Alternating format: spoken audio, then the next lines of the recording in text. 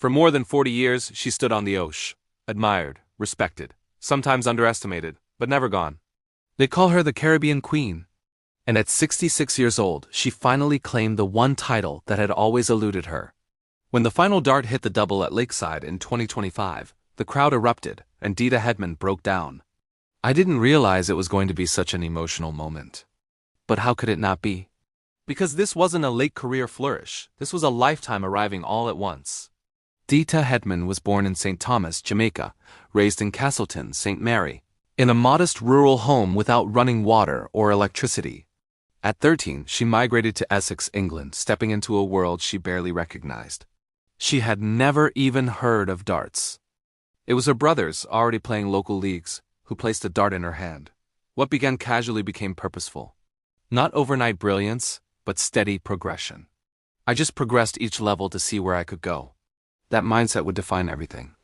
In an era when women were barely given space in the sport, Hedman didn't demand attention, she earned it. She became one of the first women to beat a man on live television, shocking audiences and redefining expectations. Still, she never lived like a star.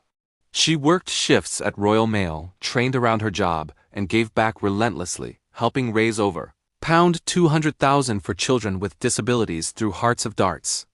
Her service was so profound she became the first darts player ever awarded an OBE. And yet, one thing was missing. The world title. 3 times she reached the Lakeside final. 3 times she walked away without the crown. Even in 2025 she wondered if it would slip away again. She lost the first set. The pressure tightened. Then came the moment. A 112 checkout under suffocating tension. Thank God for that. From there the rhythm returned. The shoulders relaxed, the years of experience took over. When the final dart landed, restraint gave way. Tears fell. History was made.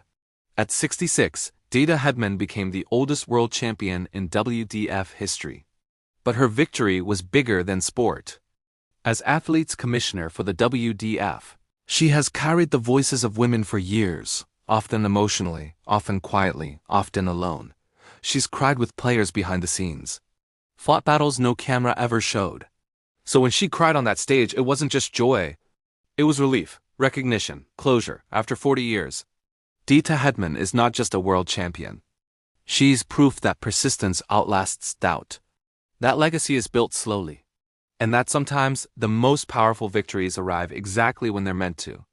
She once wondered if she'd ever say the words. Now she can. She is a world champion. Honor the journey, like, share, and subscribe.